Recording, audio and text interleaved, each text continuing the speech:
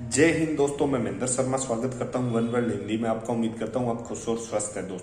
दोस्तों आइए दिखाते हैं पाक मीडिया की एक लेटेस्ट डिबेट, क्योंकि अभी पाकिस्तान के प्रधानमंत्री इमरान खान ने अभी बयान दिया है कि जो इमरान खान पहले कहता था कि मैं IMF के दरवाजे पे कभी नहीं चढ़ूंगा, वो आज बोल चुका है कि हमें IMF से लोन की बहुत ज़्यादा और सख्त ज़रूरत है, क्योंकि इमरान खान को अब पता चल चुका है कि अगर कर्ज और भीख कहीं से ना मिली तो इस देश को चलाना बहुत भयंकर मुश्किल हो जाएगा। क्योंकि आज पाकिस्तान में कभी गैस का बहरान आ जाता है तो कभी पेट्रोल की कमी आ जाती है, कभी चीनी के रेट आसमान छूने लगते हैं तो कभी पेट्रोल के रेट आसमान छूने लगते हैं। क्योंकि पाकिस्तानियों का जीवन इतना मुहाल हो चुका है, क्योंकि वहां पे कोई रिसोर्सेज आज तक किसी हुकूमत बाकायदा इमरान खान की हुकूमत ने भी कभी रिसोर्सेज इनकम के कभी तैयार नहीं किए और बनाने की कोशिश नहीं की, क्योंकि ये देश सिर्फ और सिर्फ सरिया और आतंकवाद को अपना एक रिसोर्सेज समझता है। तो दोस्तों दिखाते हैं आपको ये डिबेट कैसे इसमें इसकी बैंड बजाई है और कैसे IMF ही आज पाकिस्तान चला रहा है, IMF के इशारे पे ही रेट बढ़ रहे हैं और कैसे ये देश आज बिल्कुल झुक चुका है IMF के आगे, क्योंकि कर्ज के लिए, भीख के लिए। तो दोस्तों देखिए डिबेट और कमेंट में अपनी प्रतिक्रिया जरूर दें। लास्ट में आपसे रिक्वेस्ट करूंगा, चैनल पे नए हैं तो चैनल को सबसे पहले सब्सक्राइब कीजिए, लाइक शेयर कमेंट जरूर कीजिए। दोस्तों जय हिंद, वंदे मातरम, भारत माता की जय। दोस्तों वज़ीर-ए-आज़म पाकिस्तान ने मान ही लिया कि IMF के पास जाना ही पड़ता है। उन्होंने कहा कि पाकिस्तान की मईशत बढ़ती है तो डॉलर्स की कमी हो जाती है और डॉलर्स की कमी के बायस IMF के पास जाना पड़ता है। क्या कहा आज प्राइम मिनिस्टर ने, ज़रा देखिए। बदकिस्मती से हमने अपने मुल्क में कभी जोर दिया ही नहीं एक्सपोर्ट्स के ऊपर। हमारे सारा मसला ही आता है ये, जैसे हम थोड़ी इकॉनमी ग्रो करती है हमारे पास डॉलर्स की कमी हो जाती है, क्योंकि ग्रो करने के लिए इंपोर्ट्स बढ़ती हैं और उसकी वजह से हमारा बॉटलनेक आ जाता है करंट अकाउंट का, यानी हमारे मुल्क में डॉलर्स की कमी होती है, वो प्रेशर पड़ता है हमारे रुपए पे और रिजर्व्स पे, और फिर हमें तकरीबन 20 दफ़ा हमें IMF के पास जाना पड़ता है पैसे लेने के लिए, अपनी रिजर्व्स को संभालने के लिए। नाज़रीन, IMF के पास जाने की वज़ीर-ए-आज़म इमरान खान ने अनोखी मंतक बताई। पहले तो कहा जाता था कि पहली हुकूमतों के कर्ज उतारने के लिए IMF के पास जाना पड़ता है, और अब वज़ीर-ए-आज़म साहब ये कह रहे हैं कि डॉलर्स की कमी होने के बायस IMF जाना पड़ता है। कर्ज उतारना हो या डॉलर्स के रिजर्व बढ़ाने हो, IMF के पास जाना हमारी मजबूरी बन चुका है। और IMF एक ऐसी नुकेल है कि जो हमारी नाक से निकालने पर निकल ही नहीं रही। यही वजह है कि हमारा जो सिस्टम है ये IMF के हाथों गिरवी हो चुका है। आप अंदाज़ा लगाइए कितने टैक्सेस लगाने हैं, ये हमें IMF बताएगा। कितनी सब्सिडी देनी है और कितनी ख़त्म करनी है, ये भी हमें IMF ही बताएगा। पेट्रोल कितना महंगा करना है, IMF बताएगा। बिजली और गैस के निर्ख कितने बढ़ाने हैं, IMF बताएगा। किन किन सरकारी इदारों को प्राइवेट करना है, IMF बताएगा। स्टेट बैंक समेत किन इदारों को खुद मुख्तारी देनी है, ये भी IMF बताएगा। मालियाती इदारों ने किन कवायद के तहत काम करना है, जी हाँ, ये भी IMF ही बताएगा। पार्लियामेंट और सेनेट से कौन से कवानीन बनवाने हैं, क्या करें, ये भी IMF ही बताता है। हेल्थ, एजुकेशन, ज़राअत और कंस्ट्रक्शन, किस इंडस्ट्री को कितना बजट देना है, ये भी IMF बताता है। गर्ज ये कि मुल्की निज़ाम कैसे चलाना है, कौन से इस्लाहात लानी है, कौन से काम करने हैं, जी हाँ, सब कुछ IMF ही तो बताता है। क्योंकि 1 अरब डॉलर की किस्त का सवाल है। ये 1 अरब डॉलर की किस्त लेने के लिए हमें IMF की ऐसी शराइत मानना पड़ रही हैं जो शायद काबिल कबूल नहीं हैं। अब ये शराइत मानने के लिए हुकूमत के लिए जो मिनी बजट है ये लाना नागुज़ीर हो चुका है, मगर ये मिनी बजट पार्लियामेंट से पास होने के चांसेस कम हैं। लिहाजा आसान हल ऑर्डिनेंस है कि मिनी बजट को ऑर्डिनेंस के ज़रिए पास कर लिया जाए, मगर ऑर्डिनेंस का मिनी बजट IMF को मंजूर नहीं तो फिर क्या होगा। अब IMF से मुज़ाकरात का एक और दौर शुरू होना है और डेडलाइन है 12 जनवरी 2022। हुकूमत और IMF के नुमाइंदगान 1 अरब डॉलर की किस्त रिलीज़ करने या ना करने की खींचातानी में लगेंगे। इस रेस में जीत किसकी होगी, IMF या तहरीक इंसाफ हुकूमत की? क्या हुकूमत पाकिस्तान इस पोजीशन में है कि मुज़ाकरात में कुछ माने और कुछ ना माने? इसी मौजू पर मैं बात करती हूँ। मुझे ज्वाइन कर रहे हैं माहिर मौशियात डॉक्टर हफीज़ पाशा साहब। अस्सलाम वालेकुम, बहुत बहुत शुक्रिया डॉक्टर साहब आपका। डॉक्टर साहब, सबसे पहले तो मैं पूछना चाह रही हूँ कि प्राइम मिनिस्टर साहब ने आज जो बात की, थोड़ी सी कन्फ्यूजन हुई। उन्होंने कहा कि बरामदात को बढ़ाने के लिए दरामदात करना पड़ती हैं, फिर ट्रेड डेफिसिट आपको पता है जो हमारा बढ़ता जा रहा है, जिसके लिए ज़ाहिर है हमें तो ये समझ में आता है कि अगर आपने इसको बैलेंस करना है तो इंपोर्ट अपनी कम करें, एक्सपोर्ट को बढ़ाएं। फिर प्राइम मिनिस्टर साहब ये मंतक देते हैं कि हमारी इसी वजह से तो हमारे पास डॉलर्स की कमी जो है ना वो होना शुरू हो जाती है, फिर करंट अकाउंट खसारा बढ़ जाता है, जिसकी वजह से हम IMF के पास जाना पड़ता है। मतलब कि 3 चीजों को जोड़कर बता रहे हैं प्राइम मिनिस्टर साहब। अगर तो ये उनकी मंतक ठीक है तो हमें भी समझा दीजिए कैसे। बिस्मिल्लाहिर्रहमानिर्रहीम। देखिए, प्राइम मिनिस्टर साहब शायद इस बात पे इशारा कर रहे हैं कि हमारे जो बरामदात हैं, खास तौर पे जो टेक्सटाइल के जो हमारे एक्सपोर्ट हैं, वो मुनस्सिर इस बात पे है कि हम बाहर से बहुत से इनपुट्स दरामदात करते हैं।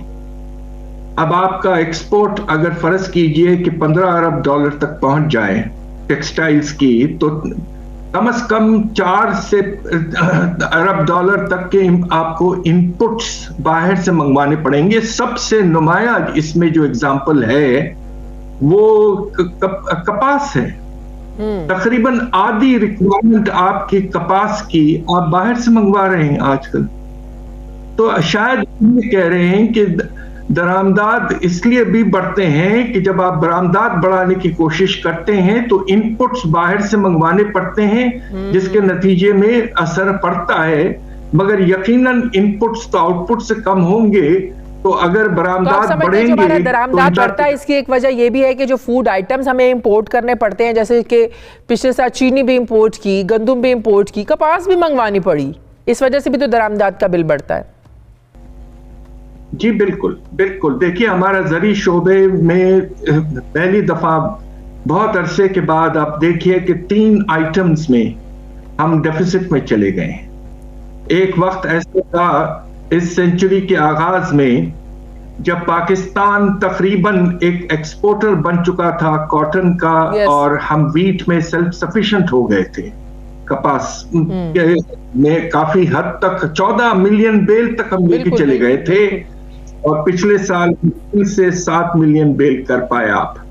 चीनी का जो सिलसिला है वो भी नया है, और हैरत की बात है कि जबकि आपका जो काश्त है वो ज्यादा कपास से हटके इस वक्त गन्ने की तरफ चले गया है, उसके बावजूद क्यों हम शुगर में डेफिसिट? तो डॉक्टर साहब, आपके ख्याल इंपोर्ट को कम कैसे किया जा सकता है कि हमारी एक्सपोर्ट बढ़ सके?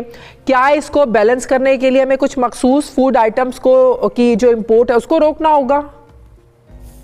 जी बिल्कुल नहीं, ये हम नहीं कर सकते, इसलिए कि इसमें आप ये देखिए कि जो हम इंपोर्ट कर रहे हैं वो आम कंजम्पशन में इस्तेमाल होते हैं। अब सबसे पहले तो आप देखें, जो पाम ऑयल हम मंगवाते हैं उससे वेजिटेबल घी बनता है। दूसरी तरफ हम दाल मंगवाते हैं, उससे यकीनन डाइट में काफी फर्क पड़ता है। और तीसरी तरफ हम चाय मंगवाते हैं। ये 3-4 चीजें हम पिछले बहुत अरसे से मंगवाते रहे हैं। ये नए आइटम्स है वो है गंदम, आपका कपास, और फिर चीनी। अब आपको अगर इंपोर्ट कम करना है, दरामदात कम करना है, तो आपको नॉन एसेंशियल आइटम्स की इंपोर्ट कम करना अब आपको जरूरी हो गया है। सही। तकरीबन 7 से 8 अरब डॉलर के नॉन एसेंशियल इंपोर्ट्स आपके हैं, जिसमें जो नुमाया हैं, एक तो बड़ी गाड़ियां, दूसरी तरफ आप एग्जॉटिक किस्म के खाने पीने की चीजें, तीसरी तरफ कीमती फोन, चौथी तरफ बहुत से और कंज्यूमर ड्यूरेबल्स, टेलीविजन्स, फ्रिज वगैरह ऐसे आइटम्स।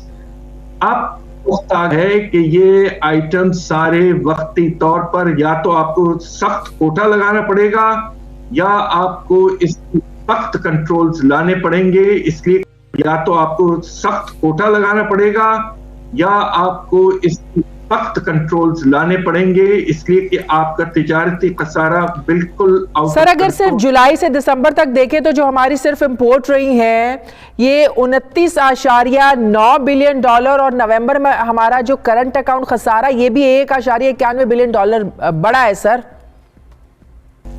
बिल्कुल, देखिए हद से ज्यादा मुश्किलात में आप जा रहे हैं और स्टेट बैंक खुद ये कह रहा है कि पाकिस्तान को तिजारती खसारा बढ़ने की वजह से और हमें जो बाहर से हमने कर्जे लिए हैं उनकी वापसी के लिए ये दो चीजें मिला लें तो पाकिस्तान को तारीख का सबसे बुलंद रिक्वायरमेंट है फॉरेन एक्सचेंज की बाहर से 26 अरब डॉलर।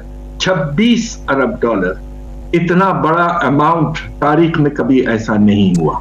जो फिर इंपोर्ट कम हो जाएंगी तो आपके जो डॉलर की कमी से खसारा बढ़ता है वो भी कंट्रोल में हो जाएगा, ये भी एक हकीकत है।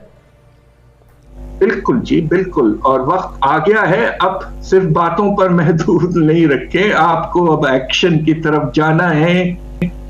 हमारा तो ख्याल ये था कि मिनी बजट जो ला रहे हैं हुकूमत उसमें ज्यादा फोकस इस पे होगा कि हम इंपोर्ट्स दरामदात को किस तरह कंट्रोल करें, किस तरह के ड्यूटीज लगाएं, इंपोर्ट टैरिफ्स में क्या इजाफा करें, मगर लग ये रहा है कि ये तो पीछे हैं इसके कि हम जो खाने पीने की चीजें हैं और मुख्तलिफ चीजें जो एग्जेम्प्ट है उन पे सेल्स टैक्स सब्सिडी लगाने की तरफ हुकूमत जा रही है। हुकूमत तो डॉक्टर साहब मिनी बजट बार बार मौखर कर रही है। अभी आपको पता है हाल ही में केपीके में जो इलेक्शंस हुए हैं, बल्दियाती इलेक्शंस हुए हैं, इस मरले पहले मरले के जो तहरीक इंसाफ की हुकूमत हारी है, लोगों को ये शिकायत थी महंगाई है, बेरोजगारी है, लोगों के रोजमर्रा के अखराजात पूरे नहीं हो रहे।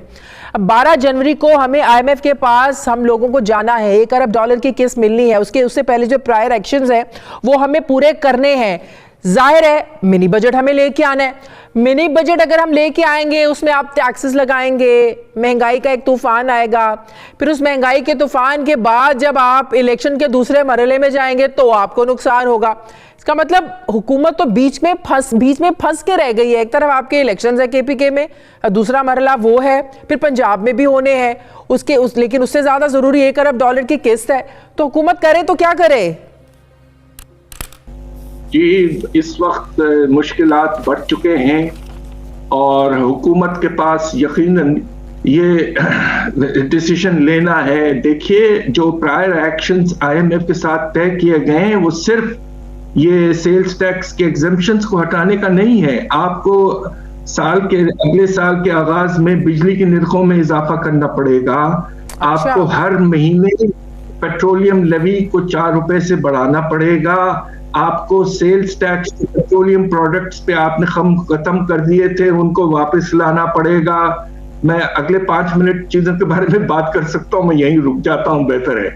मगर बेशुमार प्रायर एक्शंस हैं जो आपको करने हैं और अभी तक उसमें काफी हमने कोई खास इजाफा या तरक्की की तरफ रुझान नहीं। डॉक्टर साहब अगर प्रायर एक्शन 12 जनवरी से पहले पूरे नहीं होते तो फिर हमें समझ जाना चाहिए कि 1 अरब डॉलर की जो किस्त है पाकिस्तान को नहीं मिलेगी, और नहीं मिलेगी तो फिर हमें ये भी पता होना चाहिए कि इसके इम्पैक्ट क्या होगा इसका। जी बिल्कुल, बात यह कि सिर्फ IMF से 1 अरब डॉलर की अहमियत नहीं होती। होता ये कि जब IMF का प्रोग्राम नहीं होता है और या रुक जाता है या सस्पेंड हो जाता है तो उसके नतीजे में जो सारे आपके मल्टीलैटरल इदारे हैं जिसमें world bank, Asian bank, Islamic bank वगैरह वगैरह, वो आपको लोन्स देना बंद कर देते हैं। तो इसके नतीजे में 5 से 6 अरब डॉलर का सिलसिला रुक जाता है। तो IMF का अपना सपोर्ट, अलबत्ता IMF ने पाकिस्तान को बहुत सपोर्ट किया, 2.8 अरब डॉलर के हमें SDRs दिए माशाल्लाह। दूसरी तरफ कोविड के बाद फौरन बाद पिछले साल आपको याद होगा 1.4 अरब डॉलर भी दिया है। मगर असल ये IMF प्रोग्राम के होने के फायदा जो होता है वो ये कि बाहर से जो आपको पैसे बोरो करने हैं, डॉक्टर साहब अगर 1 अरब किस्त भी नहीं मिलती और दूसरे आलमी इदारे भी पाकिस्तान को हेल्प आउट नहीं करते तो हमारा जो बैलेंस ऑफ पेमेंट्स है, अदायगियों का तवाज़ुन, इसको बरकरार रखना कितना मुश्किल हो जाएगा? बहुत मुश्किल।